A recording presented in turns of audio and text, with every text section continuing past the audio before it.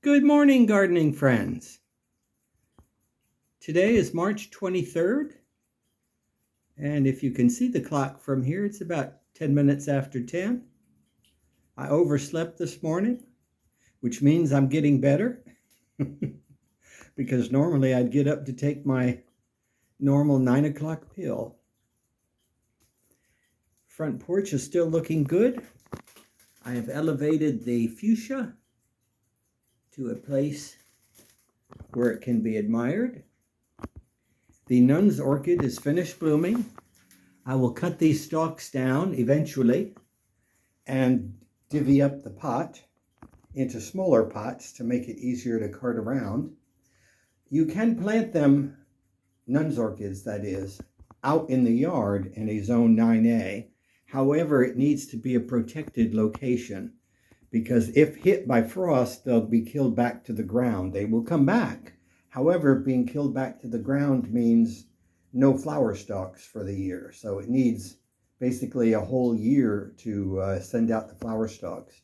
Normally, they come out about this time of the year. It was unusual to get it so early this year. It's the last week of my nepenthes being in the house. All danger of frost is now over for zone 9A. Third week of March is over, so that can go outside.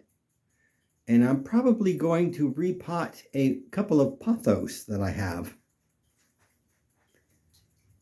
These things that I'll put in a hanging pot and put them where the nepenthes was. You have to be careful of these little bitty roots. Those of you that have been with me for a while will remember I used to have one in this corner and it grew up and over this picture. And I don't know as to whether you can see it or not, but the little root dug into my paint. So be careful of those little roots. I do want to take a close-up of this flower. It is beautiful.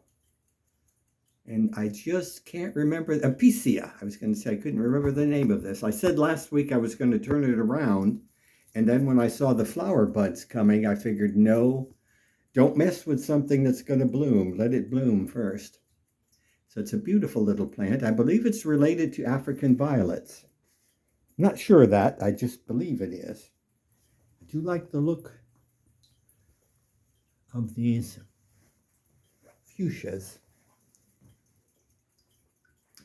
Miss Mimi is sleeping as usual, although on top of the covers.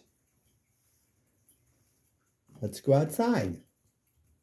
I still have my orchid. It's looking a little more pitiful up there. However, it's still sent out a new leaf. It may like that spot. It's beautiful out here today.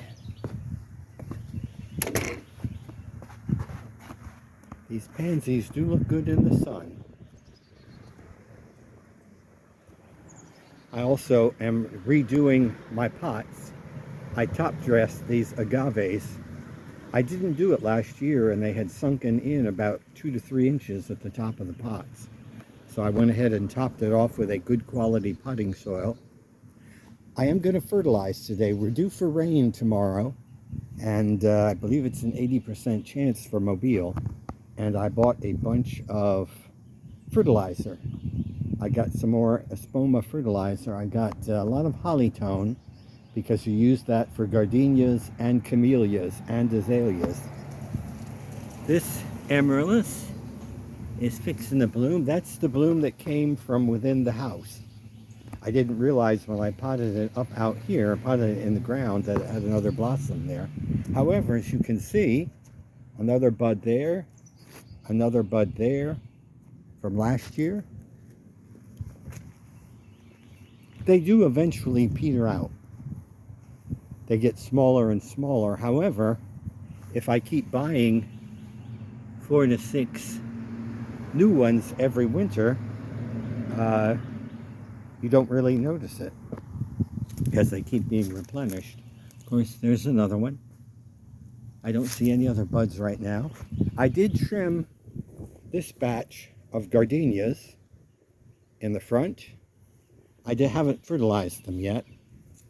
Bananas are still looking good. The loropetalum is starting to bloom here. I have to do a little touch-up trimming.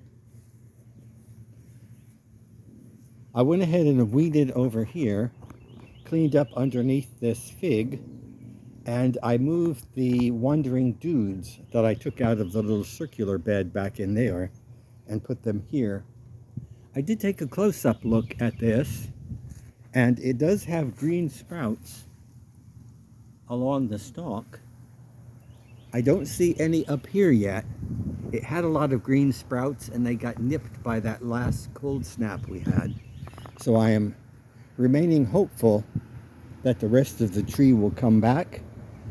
My history with figs is sometimes it does not. However, since it is green down there, I can cut it back to wherever the green part is. So I'm not going to do anything to it right now till it shows signs of greening. I did prune it slightly, and the bits that I pruned off were green inside, which is good, so it means it's alive. I lied last week. I said that I was going to put my desert rose here, and I got to thinking, you know, that's a prettier plant to look at than this. So I wound up putting this one here from the backyard. And it does not like being moved when it's set. Because when the leaves come out, because the leaves kind of face the sun. So it doesn't, and if you move it any, it will drop its leaves. At least in my case, that's what I found. So I went ahead and put it here right off the bat. And so it does have sprouts, so it should do well. It is, I am juggling for what it is, because I kind of forgot. It is, well, I know it's known as a frangipani. It has another name, I just can't think of it off the top of my head. It does have, of course, the violets coming at the bottom.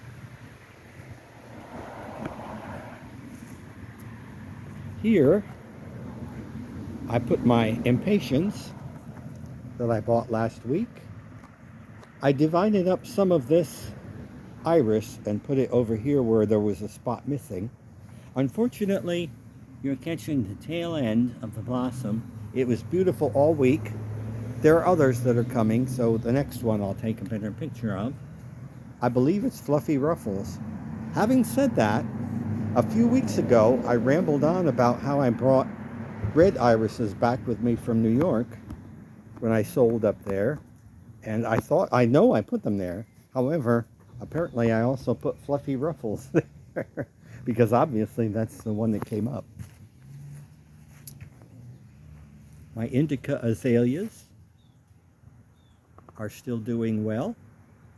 The colors don't really show up well here. See if I can take a close-up. George L. Tabor, they're pink and they have like a magenta speckling inside.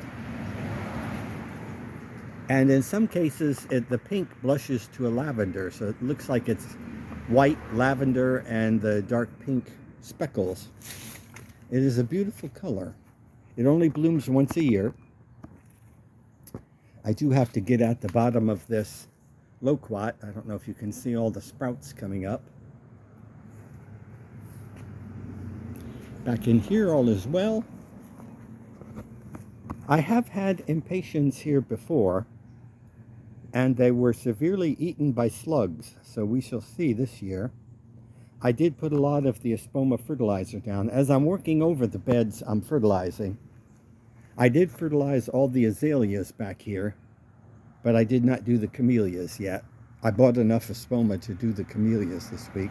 I also have enough fertilizer for my palms. I'm going to do those later today or early tomorrow morning as well. Yes, spring is coming. It's basically here now since we're past our last frost date. Our average last frost date. This cassia is showing no signs of life yet, but I feel secure in the fact that it will come back only because God has a sense of humor and I really don't want it there. So it's almost guaranteed that it's going to come back.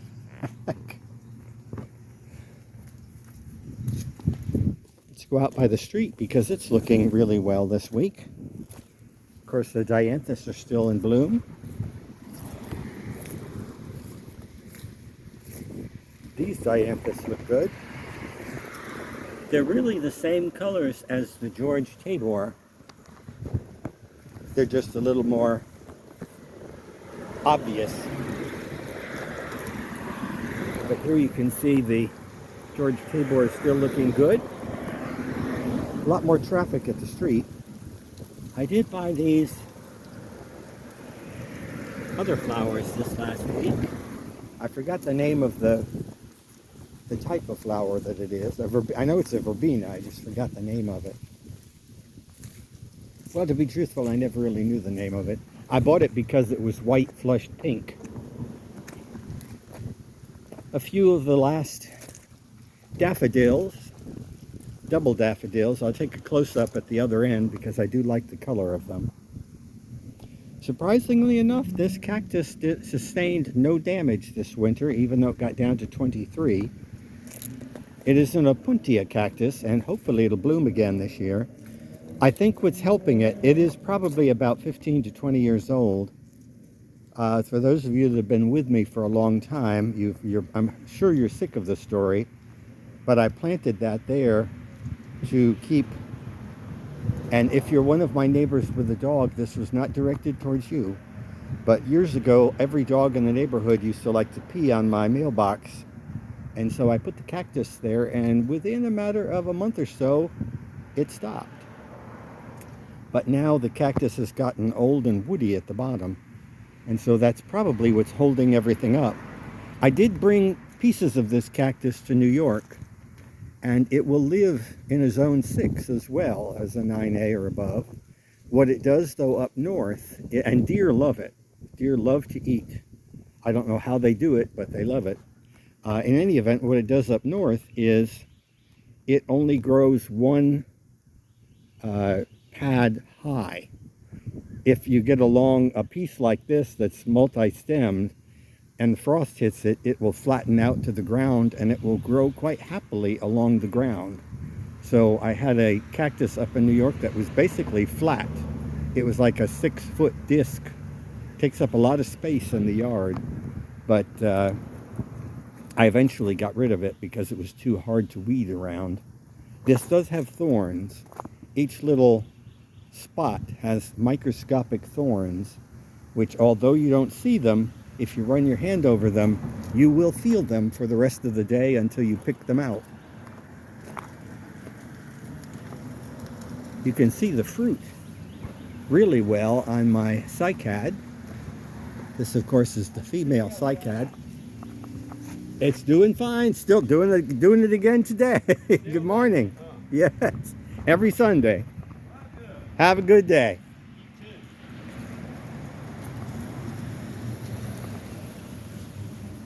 This one too is a female and has older fruit at the base. The fruit is exceedingly fertile because I have hundreds of little pups that show up at the base of these. The winds that came last week actually blew my little banner that I had for St. Jude's off. So I got a new one. I figured since I invested in the holder, of course the banner's as expensive as the holder is. These are all remnant snapdragons of last year's. This, of course, I don't think I actually mentioned it. I planted that about 3 weeks ago. I had a huge old rosemary in that spot, but it got so woody that it was kind of beyond resuscitation, so I bought a new one. Here is where the thyme seems to like it. Go figure, in stone. It's blooming nicely. If I pamper it in a pot and water it, it doesn't seem to like it as well. The Australian tree fern is doing fine. It does have some new growth up there. On this side, it had rotted that particular tip. So I stuck my fingers in there and took out all the rot. and I got down to a green lump, which I'm hoping may sprout. But at least some of it's coming.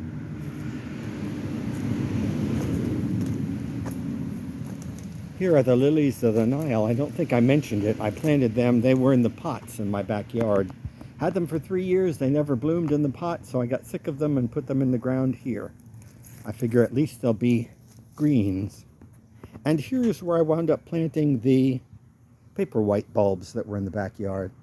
Basically, all of these paper white bulbs, I have a row that follows the sidewalk all the way down. Should show my finger here instead of waving it in the air. So they are all paper white bulbs from past years. Here you can see the holly ferns that I was talking about last year. I have 2 on this end. I never got around to digging out the holly fern in the back there that's coming up by the house. Had a lot of other things going on this week, all good.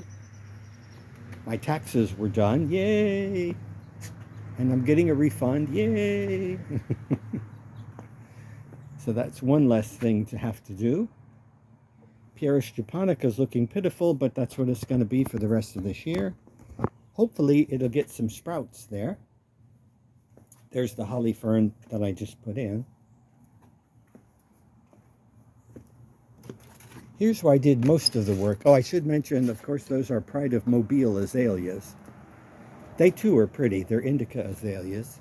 They have pretty much the same colorations as George Tabor, except the base color, rather than being that pink, is like a lavender pink as opposed to a, I call this a watermelon pink.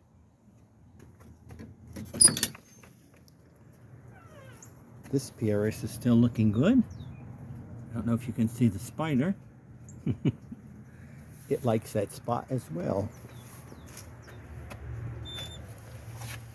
My Virginia creeper is coming back.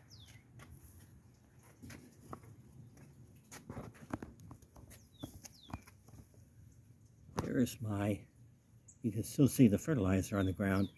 That's my Lenten rose that I got this year. Oh, the Angel's Trumpet is rising above the aspidistra, and I see no signs of slug damage yet, which is good. Here I trimmed down the African iris, and it really opened up this bed nicely. Now you can get a good view of the Lenten rose I got this year. And surprisingly enough, I had a Lenten rose here, and it wasn't coming up. It had 2 straggly leaves, which I stepped on while I planted the new Lenten rose. But lo and behold, it sent up 3 new shoots. So that's okay. I'll have the bicolored, because that was a different color. That was a pink color. I'm just thankful it's come back. This looks a lot more open. I got rid of a lily, Easter lily. There used to be an Easter lily that came up in front of this Lenten rose. It's my original. The flowers aren't really flowers. They are bracts, similar to poinsettias. The actual flowers on the poinsettia are almost microscopic, but the bracts that turn red stay forever. There's Dilly. But yes, this garden looks good.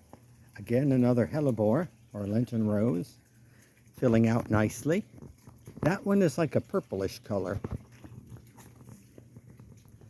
This is growing nicely. I am getting a price quote. I finally contacted somebody, thanks to Judy, a neighbor from up the street who watches these videos. She gave me a contact of a guy that does odd jobs, handyman. And so I'm getting a quote from him to do the repair on the garage and paint it. I am undecided as to what color.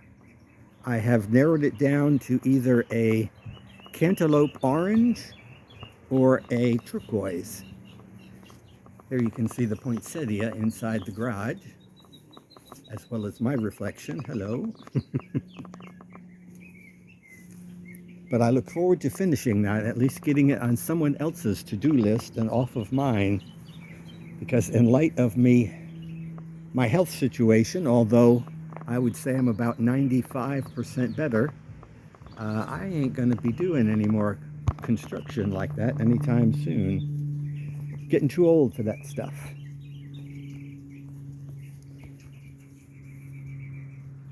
My herb garden is doing well. It's doing nicely.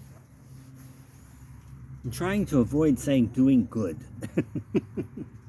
You can see the thyme is blooming. Parsley's being a little overwhelmed by some of the orange daylilies. These are the wild daylilies from up north. I brought them from New York. They grow crazily up there. I mean, I got them from the sides of the streets 20, 30 years ago. And I made hedges of them around our 4-acre property. Because the good thing about them is they get so thick that even grasses can't get through them if you put like a border of those wild daylilies. However, they get messy because they don't drop their spent flower stalks. So you wind up with these dead stalks that I used to go through and yank out. However, it is a beautiful colored plant, and it reminds me of up north, even though it's just a plain old tawny brown daylily. Here's where everything took place this week. Looking through this archway. I'll tempt you with that. We'll get a better view later from the deck. Tease you just for now. The satsumas are coming back. I'm not so certain about this one branch. Let me focus here, right here. When we were pruning, it looks like it's dead. I may cut it back to this fork where it splits. May cut this branch off. It all depends what sprouts. But you can see this branch is sprouting. So that's alive. It's alive! Years ago, there used to be a fence behind this. It enclosed this little courtyard area, and it basically had a little wing wall at the side that stopped right where the palm tree is. Hence, that's why that side has a little wing wall that comes out. And so this was more a courtyard area years ago, but when I lost a tree, it took out that fence. And I liked the look of it so much without the fence there that I left it. Oh, there's an anole sunning himself. I'll see if I can get a close-up. Well, I scared him away, I believe. Yep, I did. He was sunning himself on the satsuma. But in any event, having the wall behind it was good because it gives you an extra growing zone.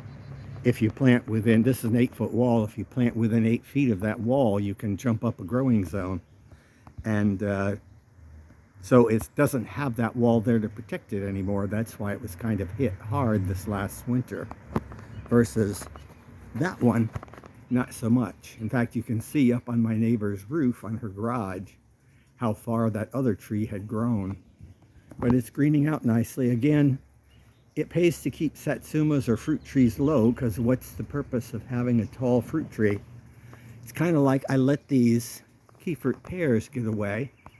You can see there's some blossoms on them, but they are so tall that I really can't get to the fruits at the top. But I did not have the heart to pollard them this year. Usually when I pollard them, I cut them about even with the roof or the fence, but not this year.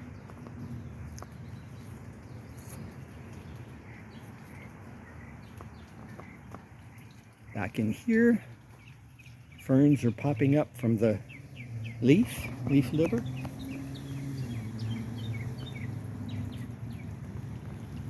I've got my fountains going. I've got to add more water to this one.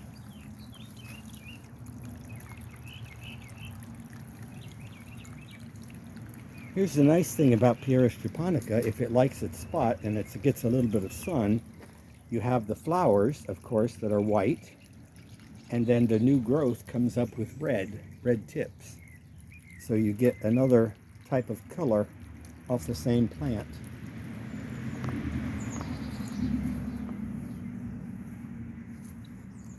Haven't done anything here yet, still have to clean up some. The ferns seem to take over. I didn't do anything back in here either yet. Well, I tell a lie. I repotted that one pot with some more, begonias. They seemed to do so well last year, and they lasted 2 years. I just got too tired of bringing them in and out of the garage, protecting them from the winter. Uh-oh, something's been digging around my sago palm. It's okay, you can't really kill a sago palm. I see I have some new growths coming on my ladyfinger palm. Hopefully you can see that. So even the small ones survived. Got to be careful where I step because I'm stepping over a bed of ground palms, and they're also coming back. Well, while I'm here, let me fill these holes in. Okay. Back in here, this palm is looking pitiful. However, you can see the new growth tip is nice and green. We will be prettying that up some, but it's not the biggest thing on my hit parade right now.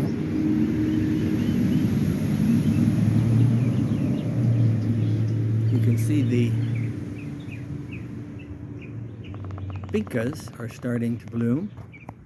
They're sort of a blush pink with a red center. I have all the same ones in all 4 of these pots. Looks like the blossoms on the blackberries, or blueberries rather, are petering out. And little berries look like they will be forming. Angel's trumpets here are doing well. So far they are surviving with no slug damage. These are not quite as entwined in the aspidistra as some others are.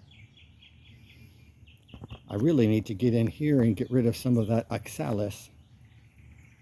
It is the bane of my existence. The good thing about oxalis is, however, that it does disappear in the heat of the summer. I see. Well, let me see if I can get back there now that I've opened this up some. Oh, I see trash back here too. I might as well get that. What I wanted to show, let me get this off of the branch, is the first time ever my snowball viburnum is blooming.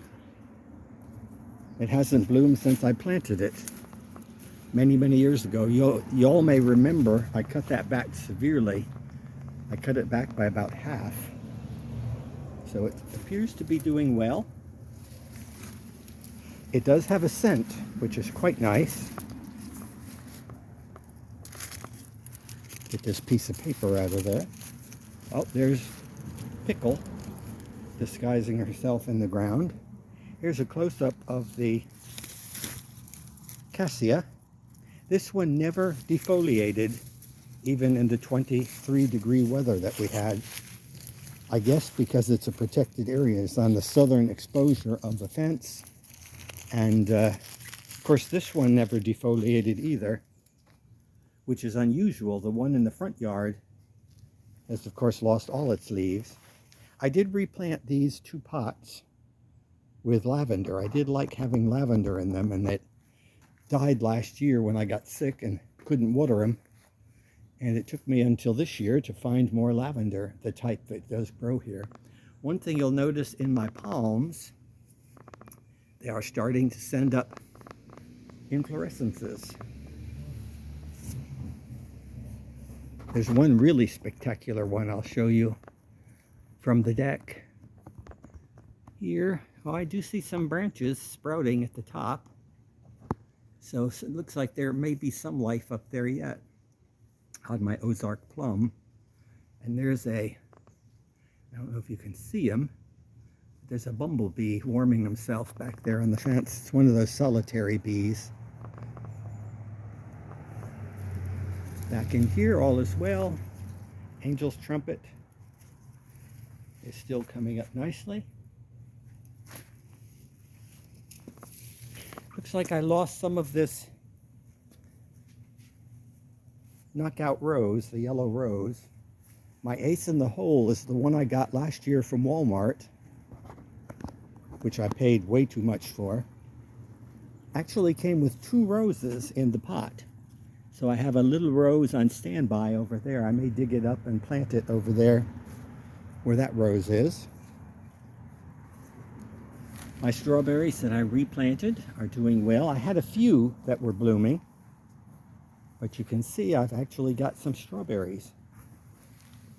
These in the front that I'm showing you now, those were my original plants. That one over there was one I just bought. So they are sending up their blossoms, and I'm having some fruit, or will be having fruit.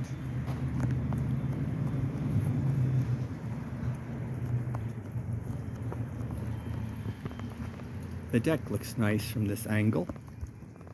I did have to put that mandevilla in place over there.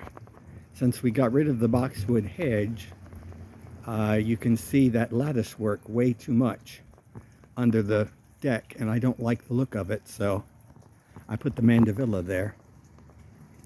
Oh, the other good news is I have more snowflakes blooming.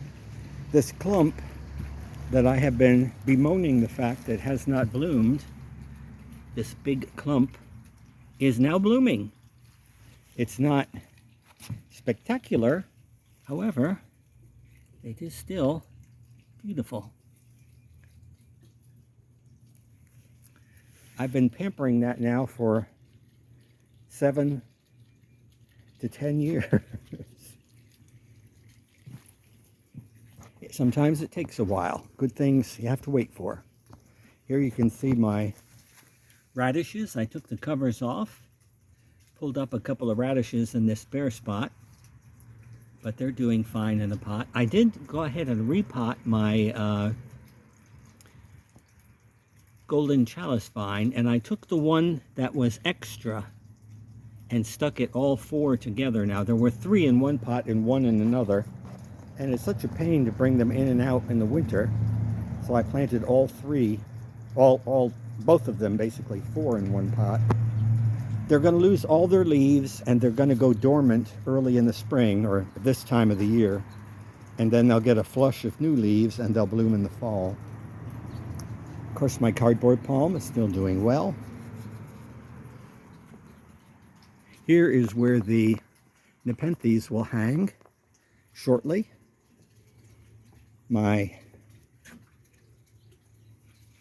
This stuff is doing really well. 2 are doing better than others. These 2 are a little off. They did not like being in my dark kitchen. Cyclamen. Couldn't think of the name fast enough. However, well, I don't see any buds in there. They're nice and green. I'll settle for green. Here's a failure for this year. You may recall I planted some tulips. Of course, the good news was I only paid half price for them. But these are the red and white tulips that I refrigerated religiously for 3 months. Potted them up, and 1, 2, 3, 4, 5, 6 of the 12 have come up. However, it's still going to look nice if they bloom. This fern in this pot was part of the pot that contained my chalice, the golden chalice vine. And it looked so nice when I dug it out that I potted it up on its own. There you can really see the beauty of the Pieris japonica. It's all blooming on this side right now. My horsetail echosedum is coming back nicely. I still have to keep those sticks there because the darn cats like to munch on it. And I top dressed these 2 loropetalums. I put about 2 inches. I didn't take any soil out. If you have potted plants, the soil diminishes. I guess it comes out the bottom, or it just disappears, being sucked up as nutrients into the plant. But one way or the other, the top of the pot drops down. So I put about 2 inches of good potting soil and fertilizer in the pot. And then I put the seashells there because I like them, for one. And for 2, it keeps the cats from digging in them. I did buy some plants. Here are the extras. This is the color lipstick that I planted out in the front yard around the bird bath. I learned something from back here I'll tell you about shortly, but if you have a bed of all one color, it pays to have a few extra in case of animal damage. More will follow. And I love, love, love, love, love heliotrope, and I can't always find it. It is a delicious smelling flower. I will put that on a pot. And I've moved this Sarracenia here to the sun because I think it'll do better in more sunny location. This one's doing fine. It's got a bunch of new growth. I finally lost my old Sarracenia. When I was sick last year, it never got watered, so it likes water. I'm not complaining. I was happy to live through all of that and thankful for the friends that took care of me. My mints are doing well. Chocolate mint, Sophie's mint, that's the mint I got from New York. There's a whole backyard of it up in New York. That time is one that I pamper, and you can see it looks pitiful. The papyrus is coming back. It's getting some new shoots, as is that one. And you can see how the shoots hang over the pot. Hopefully you can see that. Well, what I did is the ones that really, really hung over, I cut off. I was going to throw them out, and I decided to put them in that pot. And although they're not sprouting yet, I will show you they are still green, so that's a promising thing. I'm hoping to get a free plant from that. We shall see. It doesn't cost me anything. Here was the big work of the week. Let me move one of these chairs out so I can get you a better look. I'll try not to trip over the chair. Of course, we took out the roses. And I finally decided, I made the executive decision, let's rip out the boxwood hedge that we'd cut down. And we planted 12 dwarf gardenias in that horseshoe pattern.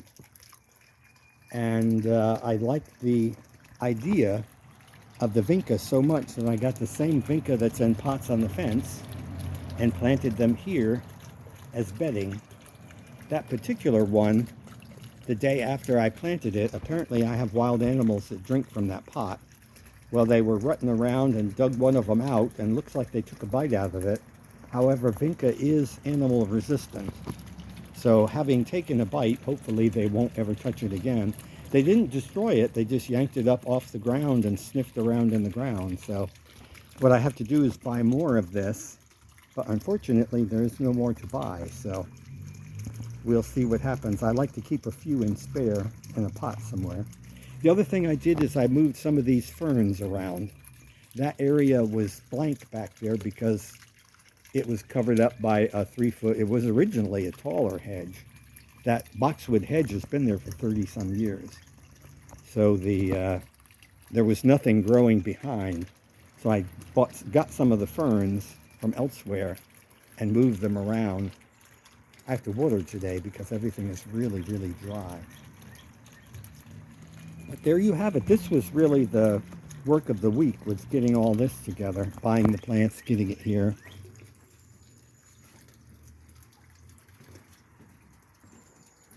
I think you can see a little better the green top on the Canary Island date palm is coming back. I think I may leave the dead on that Canary Island date palm, but I want to extract it from the tree and just have it come down along its trunk. We're going to try that first because, quite frankly, it's getting too high to be cutting all those fronds off. It gets harder and harder, even though I have a saw on a stick or a clipper on a stick, you know, one of those pruning things. It's getting to be a pain in the butt, but if I could just dislodge it from the plum, Japanese plum there, the loquat, it would look a little better in my mind, just flat up against the plant, against the stalk. I bought that palm tree, the Canary Island date palm, over 30, well, I've been here for 30 years. That was the first thing I bought. Well, say, this was the other. I don't remember which was first. It was either this Pindo palm or that one, but they came like within a month of each other about 30 years ago. And when I bought that palm, the big one, Canary Island date palm, it had no stalk. So that is 30 years worth of growth. Basically, it was the top of that palm at ground level. There was no stalk underneath it. And you can see every now and then it necks down in the trunk. And what that's from is if you have a particularly bad year or a year of bad frosts or something where it loses its top, it doesn't grow as wide as when it is growing quickly. So that's why the trunk has some bumps in it. This Pindo palm is looking extraordinarily fine. You can see through the years I made the mistake of planting it too close to the house. And what I do is I prune the side by the house more severely than the other. And so it has on its own grown away from the house, which is good because now the trunk has cleared the roof. And probably in another 4 or 5 years it will be above the roof. So there you have it for today. I've got a feeling that Dilly is not a male. It's hard to tell because of the fluffy fur, but I had a male cat that looked just like him, so I just assumed it was a him. They are getting tamer, and eventually I will capture them and get them fixed. But for now, oh, this, by the way, is stock that I bought last fall. It really smells up the back deck. I do like to have scented things back here. Well, Dilly has come to eat again. And I will leave you with Dilly eating his cat food, which is kind of silly to be eating it upside down like that as opposed to getting on the flat ground, but it is what it is. So I wish you all a good week. Hope you all are well. And I hope you all get to come out and enjoy your garden. Enjoy working in your garden and just enjoy looking at your garden. Take care for now. See you next week.